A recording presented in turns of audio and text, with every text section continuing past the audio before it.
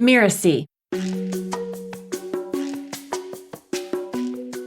Hi, I'm Sean D'Souza, and you're listening to Making It. I run a business called Psycho Tactics. Yes, you heard that right. It's Psycho Tactics. And what we do is we look at why customers buy and why they don't. And that pretty much takes up all of our day. So I'd move to New Zealand and I would meet with these agencies. And then I would go on holiday sometimes, and then I would get in touch with them and they would say, "Oh, where were you? We had this really big $3,000 job." And I'd get really annoyed with myself because I not only lost the $3,000, but I also opened the door to competition, which is why I started reading books at the public library, which was another really cool thing because I didn't have that in India. When I went to the public library here in Auckland, New Zealand, I could get access to all of these books. And I just got 30 books at a time, started reading them, and then found, oh, I'm really interested in marketing or copywriting or something to that effect. And I started writing articles online. This is back in 2000. It was in 6 point. And I don't know if you know point size, but 6 point is like you need a magnifying glass to read it. And there was no subscribe button. There was like you read a lot, and then it just said, if you would like to subscribe, click here. And just the click here had a little hyperlink under it, and 1,000 people subscribed. Not on one day, but we had a list of 1,000 people.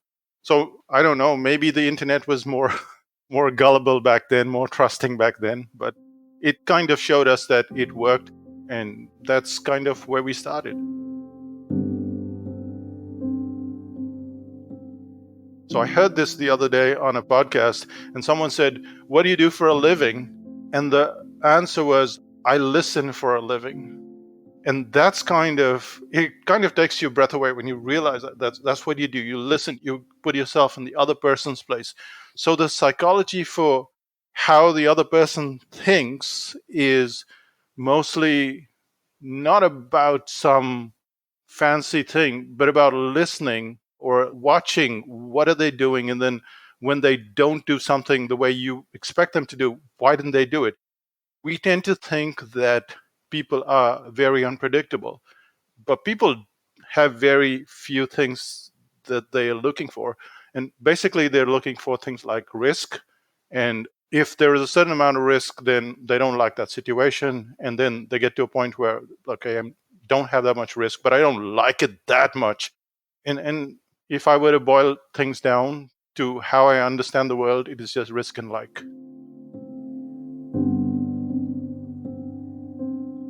The reason I got into business was just to make money like everybody else. But the thing is that most of my family, all my uncles most of them were in business. I have a lot of uncles, by the way. My father comes from a family of 7 brothers, so there were 6 brothers, excluding him. About 4 or 5 of them were already in business. And then my grandfather also had a couple of restaurants. And I learned recently that my great grandmother also had her restaurant. So I don't see it as genes. That's nonsense. You don't have a restaurant gene or a business gene. But I definitely see it as an environment. And it was not discouraged. I know other families, like, for instance, my wife's family, where a job was encouraged and doing anything by yourself was not seen as a good thing, and it was not discouraged. So when I was in university, I got a chance to go and meet someone at a magazine, and I drew a cartoon for them, which is what I used to do. And they paid me for it. And I thought, oh, this is cool, which led to another cartoon and a whole bunch of cartoons. And soon I was paying for my motorcycle and for fridges, and just on the basis of cartoons. So that's how I kind of got into business. It wasn't, oh, I have to get into business. It was just like, okay, let's make some money.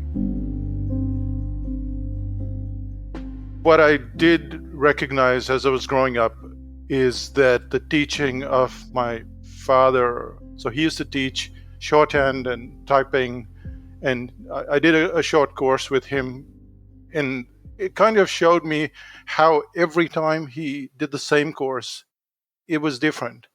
And that kind of fascinated me, that even back then when we didn't know about apps and software, that he was always improving it just a little bit, and then the next time just a little bit, and changing it and testing it, and doing all the stuff that we do today with technology.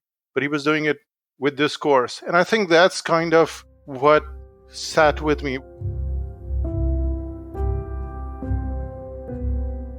As a cartoonist, I learned this a long time ago, which is I used to draw cartoons once a week, and it was a big problem.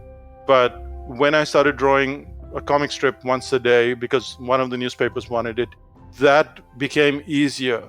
At that precise point, when I started drawing a comic strip once a day, which is 5 days a week, the second newspaper also approved one of my comic strips. So I had to do 2 comic strips every day.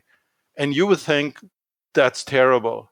But something that you do on a consistent basis every single day is what makes you faster at it, more fluent at it, better at it. And you work out systems where everything is very quick. It's like the way you walk, the way you drive. You don't have to think about it anymore. And that's where I see most businesses struggle, which is they start and they stop and they start and they stop. Whenever anybody asks me, should I do this on YouTube? I go, do you have a plan for 2029? Like, do you have that plan? If you don't, I don't think it's going to work. Making it, the way I defined it was to be able to have a coffee at any time, any place with any person. And what this meant was, of course, now it's difficult, but the way I explained that concept was that making it meant that I could have a coffee in Tokyo with you at any time, and that my work wouldn't be a barrier in it. Whatever I'm doing wouldn't be a barrier. So I would have the resources, I would have the time, and I could meet anyone I wanted. And that's the way I look at making it. I still think that's the benchmark of what it means. The biggest lesson that I've learned is quite contradictory to what you call making it. And that is that you're never made. It's just this ongoing process, which seems to get more complicated, nicer, but more complicated along the way. In the sense that today I have hobbies that I didn't have 10 years ago. Like, I do a diary every day. I go and take like 1,000 photographs, 3,000 photographs a month. But also I didn't do any podcasts. I didn't do so many things. And so when I look back at 2000, I was just writing, the only thing I was doing the whole week was writing a newsletter, just one newsletter. I think at that point in time, I had this naive concept that if I just had a newsletter and a membership site, or if I had a newsletter, a membership site, and 3 products, I'd be okay. And I think that it would have been a pretty good plan. But over the years, you just get bored with just doing the minimum amount, like what most people seem to dream of, which is, I can only spend 4 hours a week and I'd be so great. It's a very boring life. And so eventually you start stacking up more things to do. And then the balance is like, wait a second, you still need to work X number of hours in a day and still need to waste the time that you need, still need to spend it on your hobbies and stuff like that. And I think that's kind of how I define making it. But it's just still work in progress. I don't know when it'll stop. I'm pretty sure it won't. Hi, I'm Sean D'Souza, and you've just been listening to Making It. You can find me at Psychotactics. Yes, the site hasn't changed since I last announced it. So psychotactics.com, and we'll see you there when you get there. Thank you. Making It is part of the Mirasee FM network, which also includes Course Lab and Just Between Coaches. This episode of Making It was assembled by Jeff Govertson.